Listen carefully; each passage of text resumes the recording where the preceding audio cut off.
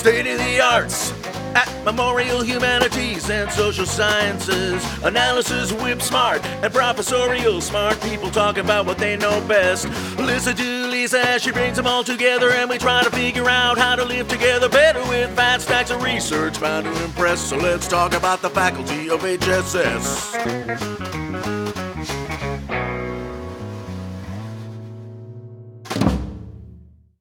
Hi everyone, and welcome to State of the Arts. This is a show about exploring the humanities and social sciences here at Memorial University in Newfoundland. We chat with a variety of faculty members about their work and how the issues addressed through their teaching and research are critical to our understanding of the changing world. My name is Lisa Moore, and I'm a writer, visual artist, and professor in Memorial's English department. And today I'm very pleased to introduce our guest, Professor of History, Dr. John Sandlos. John's research incorporates broad themes from the field of environmental history, and most recently, the impact of northern mining and toxins on Indigenous communities. John grew up in a suburb of Vancouver and Toronto and holds a PhD and a Master's of Environmental Studies from York University and a BA from McGill.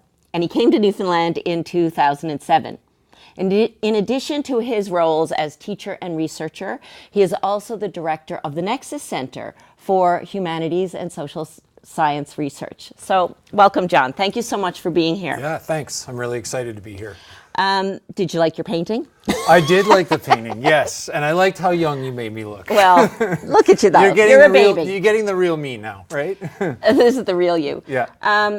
So I want to start by asking you about what got you interested in the legacy of northern mining projects? Well, years ago in the late 1990s, I went up north and I lived in a small community called Fort Resolution in the Northwest Territories on the south shore of Great Slave Lake. And I actually was following my spouse. She was teaching high school up there, but I did get a job teaching adult education.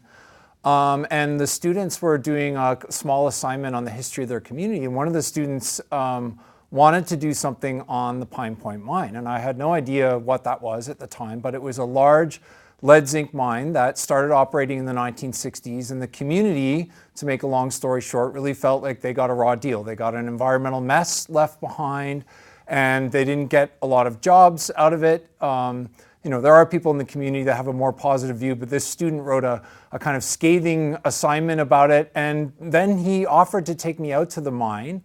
And I was shocked and stunned that there was well over 40, almost 45 large open pits on the south shore of the lake, old roads that haven't been covered over. The pits had filled with water. It was quite a spectacular sight. And my spouse and I actually wrote a magazine article about it for the Beaver, which was which is now Canada's History magazine. And then it kind of lay in abeyance for a while, I guess. I didn't really think too much about it, and I started doing my PhD. I got interested in northern wildlife issues. I came to Memorial, I met Arne Keeling, and we kind of sat down and had a beer, and we talked about what kind of projects we would do together. He was working on Uranium City, which is another old mining town in northern Saskatchewan, and we thought we should do a project, and we've been working on the issue for over 10 years now of northern mining. So this all began then out of an adult basic education class? Yep. The student taught me something, and I kind of took it and ran with it. And we did go back and do research in that community, so that was great to meet everybody again. And we did a lot of oral history interviews, and the community was really enthusiastic about that research. They have transcripts of all the interviews. We did a video online about the Pine Point mine, and I think it was a really great project. I think that's a fantastic story about education, and that, I often think that reading and writing are simply vessels for people's stories, and the stories are there, and it's just a matter of giving people access to the ways of telling them in some ways. Yeah, I think so too, and I think that's something maybe we've offered some of the communities who've worked with us in the North as a kind of a conduit or a vehicle to tell their stories about their experiences with northern mining. And I think for a lot of those communities, it's important to get that out. What was their experience, and what was the encounter with modern mining like in remote locations when they weren't always consulted about the projects or always intimately involved with it. So can you tell me what a zombie mine is? A zombie mine, I can tell you what it's not from our perspective, and that is it's not a mine that's haunted with zombies, right? So if you look online, there was an old Canadian film that was about a mine that was haunted with zombies, and there's several video games on that theme, but we don't use the term in that way. We kind of came up with the term, and another American historian, Tracy Bryn Voiles, has used the term as well, we guess came up with the idea independently, given the zeitgeist of the early 2000s, zombies were everywhere.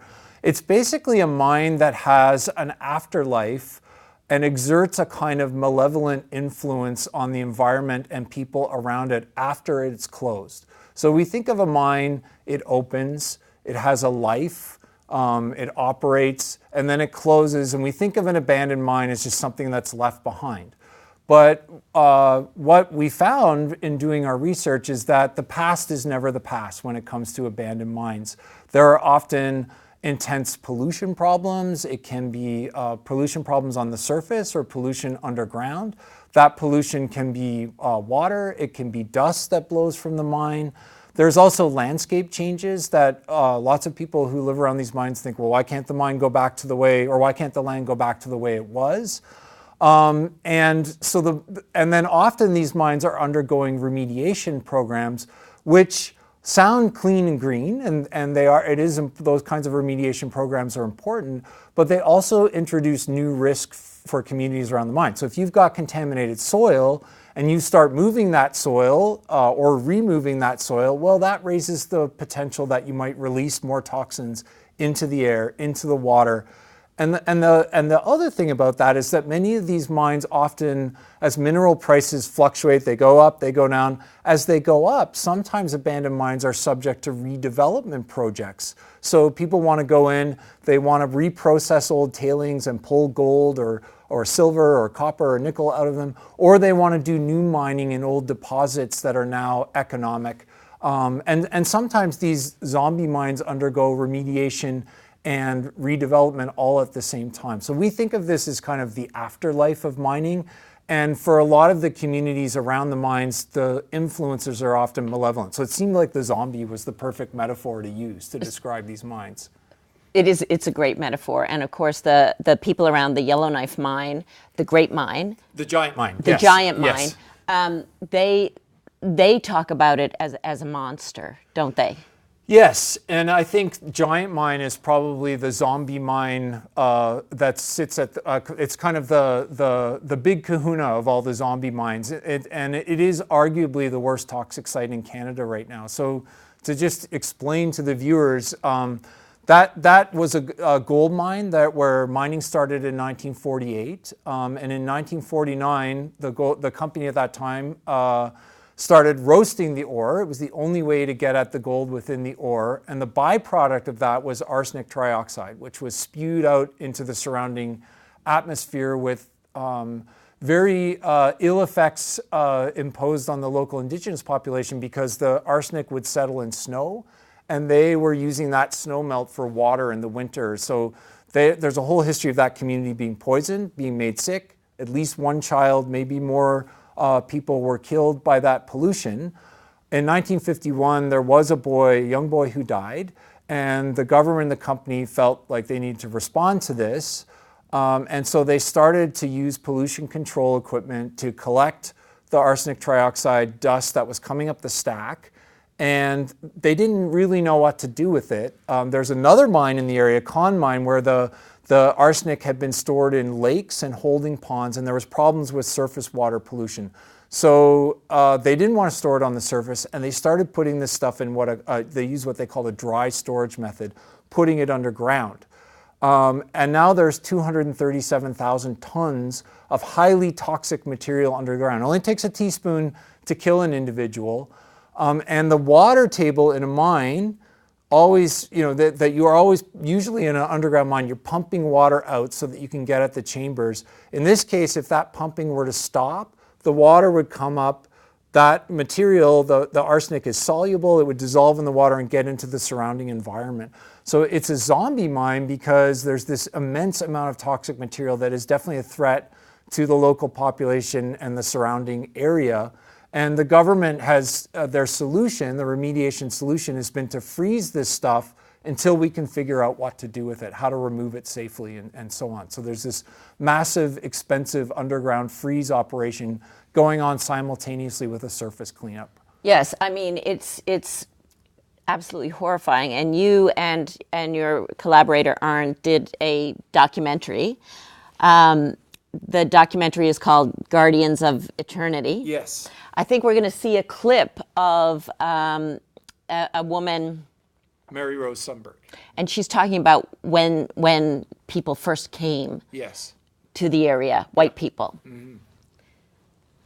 Our word for non-Dene people, the white people, we call them Kwe-ti.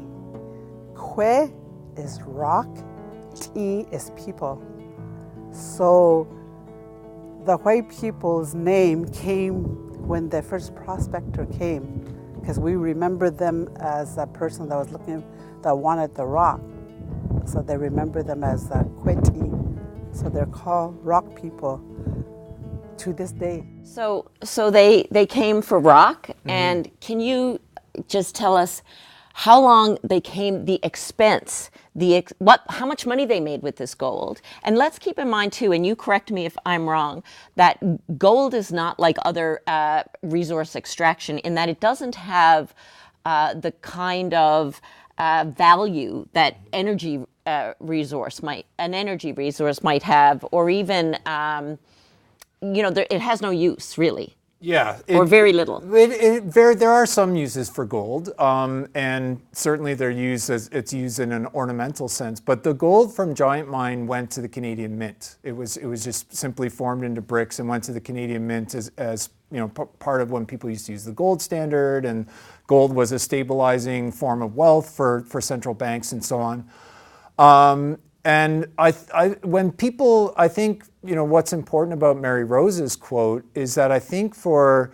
Indigenous people in the area, the wealth, the immense wealth, as you say, the millions upon millions of dollars in gold that was pulled out of the land, for them, they see it as a kind of a theft.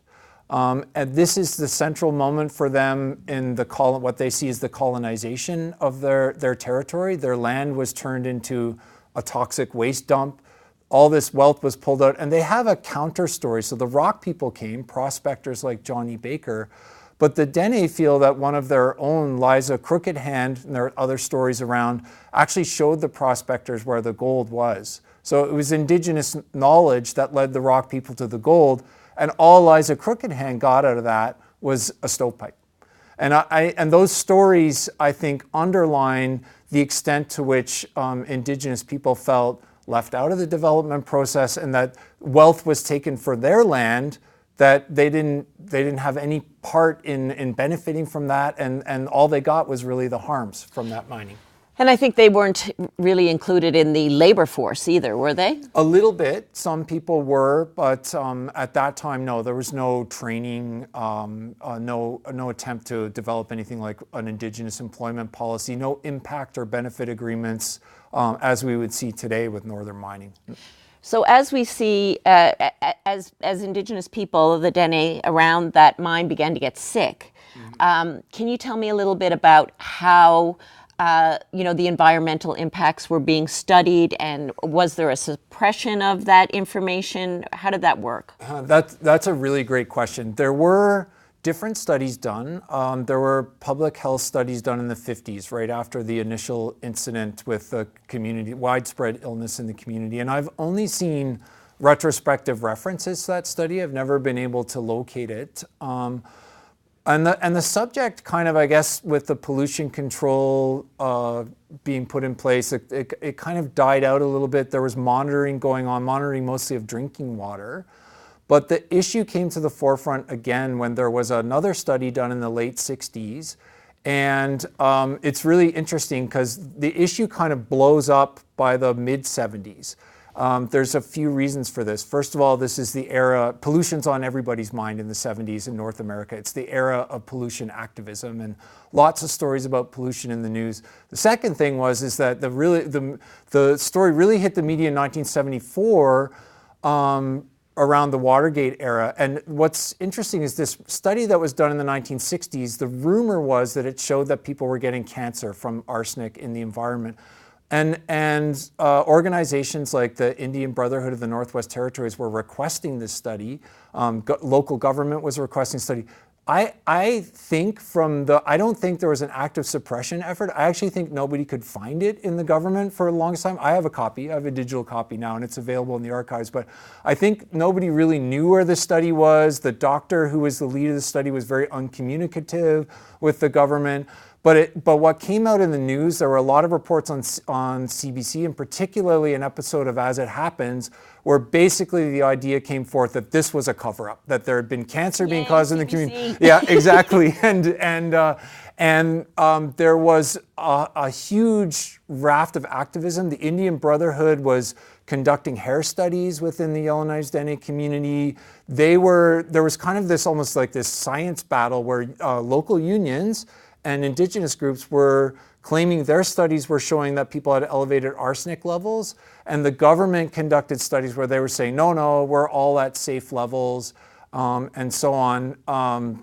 This kind of got resolved when the Canadian Public Health Association came in and did a broad-ranging study. They concluded that levels were safe within the community. I mean, we can look back retrospectively and say we now understand there's really no safe level for exposure to arsenic trioxide. It's one of those substances that causes, over prolonged periods, can cause cancer at very low dose rates. And so even today, as part of the remediation, the community requested and got a broad-scale health study on health impacts today. I helped them a little bit with locating some archival documents, but I haven't seen the results from that study yet. The story eerily mirrors, I would say, the Muskrat Falls research and the suggestion that, the methyl mercury there is not dangerous, and then the Harvard study which said that it was, and in Belize, the same company built a hydroelectric dam, which Stan Marshall was the CEO for, and there they are calling for help to do research as well. It seems to be an old story about development, industrial development around sites that are out of our sight, off in the north, that we can easily close our eyes to and turn our backs on. Yeah, and I think the remoteness of the North. I mean, it's the very again. I go back to colonialism as a context, right? The idea of terra nullius, right? That this is empty land, and certain economic interests and interests of the government, they assume that they can go and do whatever they want. Now, that being said, we do today have much more extensive consultation processes in place. We read about this in the news, the desire for free, prior, and informed consent, which nobody truly knows what that means yet. There are better processes in place, but I do think at the end of the day, when it comes to assessing these kinds of projects, that often there are projects that have been stopped by local communities, but I think Muskrat Falls is a great example. I mean, mercury is another one of those substances that's just not safe at any level. We see the grassy narrows, which you talk about in your research. Yeah, and I think there's no question in my mind that Indigenous concerns about a very important lake on their landscape being turned into a mercury puddle effectively got ignored. Yeah. I mean, it's interesting.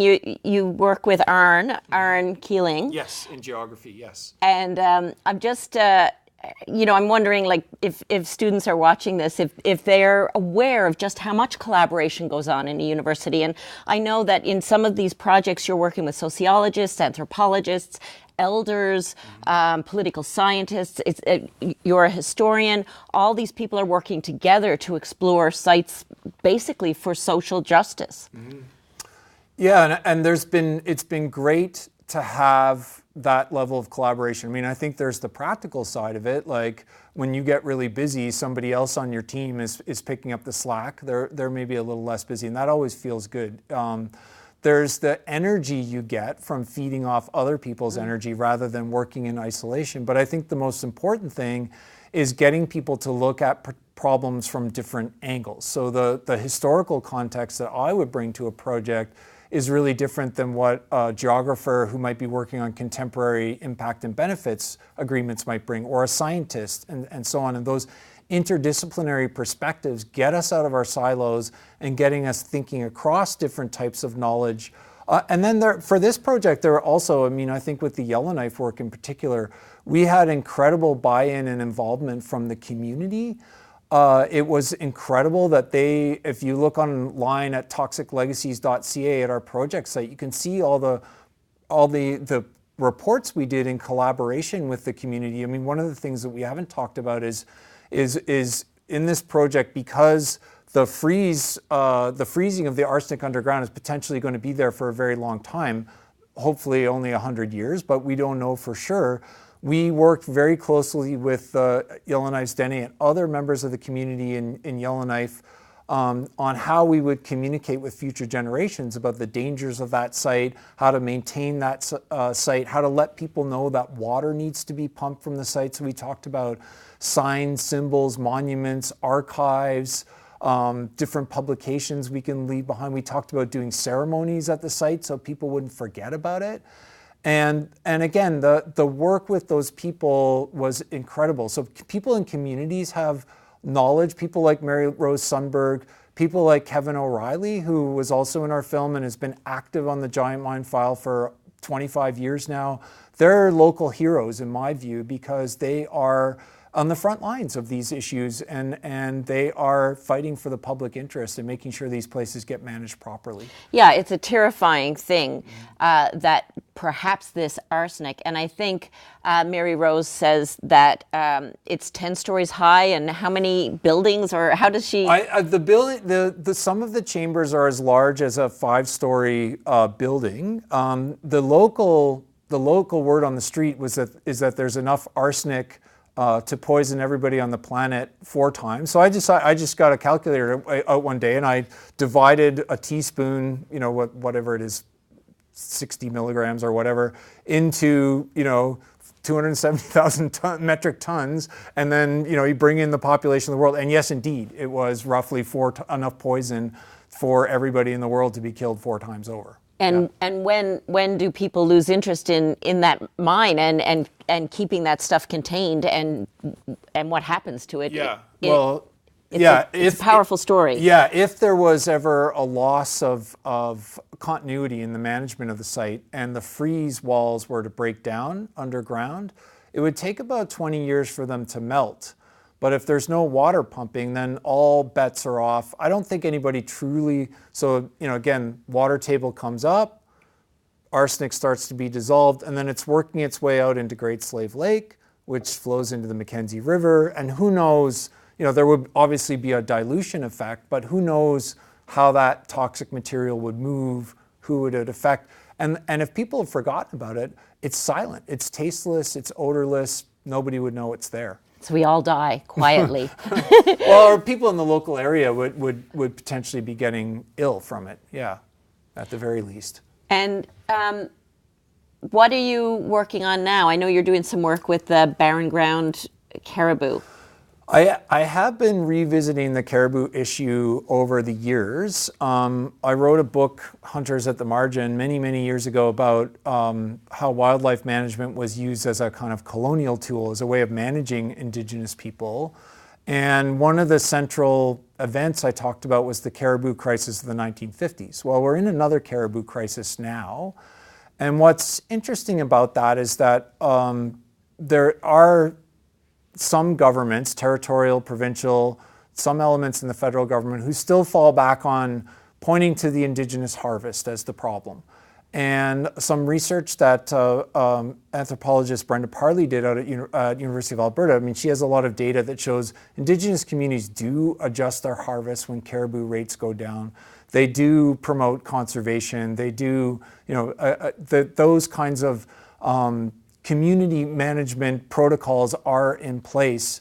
What the role I played in that research was basically to point out that There have been an awful lot of environmental assessments done of diamond mines and so on, where the assumption is that there is going to be some impact on the caribou population, but nobody really knows what that is. And so I think the conclusion we came to is that nobody's really asking about the impact of development on the barren grounds in relation to caribou. Now, again, caribou numbers are declining in places where there's not development as well, but one of the most extreme declines is the Bathurst caribou herd, where all the diamond mines have been put in place in the Northwest Territories. And I think a lot, there's a community called Litzelkay that has been very reliant on the Bathurst caribou herd for decade upon decade.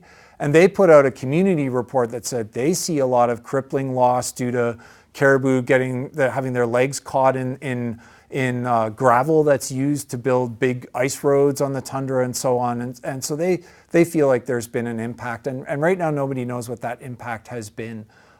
There's also climate change to worry about. So I think right now people are very worried about the status of northern caribou for a lot of reasons. Yeah. I want to ask you about the Eagle Ridge gold mine that is, it's going to be built. There's already an 11-kilometer road here on the Avalon. And I know there's beginning to be a great deal of worry, fear, and resistance, I guess. What are your thoughts about that? That's a gold mine, right? Well, I think people are right to be worried and raise concerns, because ideally in a democracy, citizens get to raise concerns about these kinds of resource projects and have input. At this point, we don't know if there's going to be a mine. We should state that at the outset. There is the road that which is an exploration road, and we don't know what the company's going to find. There's a couple things I would say about this, maybe three things. First, I would say that exploration has a lot more environmental impacts than people realize, and often it's not subject to any kind of environmental assessment. So there was an environmental review done of the road, and it covered things like making sure streams would flow through culverts underneath. But to the best of my knowledge, usually impacts like blasting, drilling, trenching, and if the exploration gets to an advanced stage, we can be into a situation where the company would be bulk sampling, which is essentially doing mining. So that's the first thing, is that exploration, even if there isn't a mine, can have a lot of environmental impacts, and those impacts may or may not be cleaned up. I can't say for sure. The second thing is that this is in an area, it's right close to the Avalon Wilderness Preserve. It's on the border of a provincial park, the Salmonier Nature Park. So any of those kind of environmental impacts that happen outside of parks can potentially have an impact inside of parks, as water carries, it can affect water flow, there could be pollution, there could be impacts on wildlife populations on the broader landscape. And that would need to be considered as part of any mining development. And the third thing is that the Salmonier Line area is a very popular recreation area. People have cabins out there, people fish out there, they hunt out there. And you got to ask yourself, if there was a mine proposal for the Muskoka region in Ontario, would government actually approve a mine in there? I can't say for sure, but I can say for sure that people would kick up a fuss about it. And I think that that's part of what's going on here, is people value that land for a different land use than development. And so we'll have to watch and see how it turns out. And if there is a mine proposal, I think people will need to scrutinize it very, very carefully. Thank you. I want to just end by asking you, John, I know you kayak with your family, you have children, you're out in nature with your children. Do you think that is an important experience in terms of bringing children to an awareness about nature? Yes, I do. You're always battling against screens and other kinds of distractions, which are admittedly fun as well. I do wish that children had more kind of hands-on experience in the outdoor world as part of their education. I think we are kind of robbing them of a vital part of what it means to be human, to be locking them up in schools every day and not letting them outside. And on a very philosophical level, one of the things I'm really glad about with my kids is, and one of the great things about moving here and coming to Memorial, is that they have had very close encounters with caribou, with moose. We do canoe trips where we paddled up within 30 meters of a caribou. We were kayaking last May long weekend, and 2 whales came up by the kayaks, and I remember my eldest son, kind of awe and fear. He's like, "What do we do?" And I'm like, "There's nothing we can do," right? Like they're just a whale, like really close to us, and we're just going to have to sit here and see what happens. And both the whales kind of breached, the tails came up, and everybody was just totally gassed about that. And so I like to think those experiences will have a profound influence on them, that they won't forget them, because I think as human beings, we're hungry for that contact with the other, with animals, with that which is not us. There's lots of philosophers that talk about how we can't be fully human unless we have that strong relationship with the non-human world. And so I've really appreciated the chance to show that to my kids. And I can't say how, where that's going to take them in life, but I'm just glad that they've been able to do that. Well, me too. Thank you. Yeah. And thank you so much for this conversation. I feel very excited about the fact that in a university, people can talk about these things. We have academic freedom, and so we can explore things that are sometimes difficult to say. Yeah, and so thank you for having me. It's been important for me to exercise that freedom and really try to push knowledge in the direction of serving the public interest. So thank you. Okay, well, thank you. This has been a wonderful conversation, and we're really grateful to everybody here at who've helped get this show on the road today. I'm especially grateful to Janet Herron, who is my heroine, Mark Shallow, Paul Hayward, Philip Cairns, Ben Smith, Donna Downey, and Gavin Watson. These are the people who have been just such a tremendous help to us. Let's face it, we couldn't be here without them. So totally grateful to all those people. The next State of the Arts will air March 28th, and it is with the English professor, Fiona Pollock, and we'll see you there. Thank you so much. Thank you.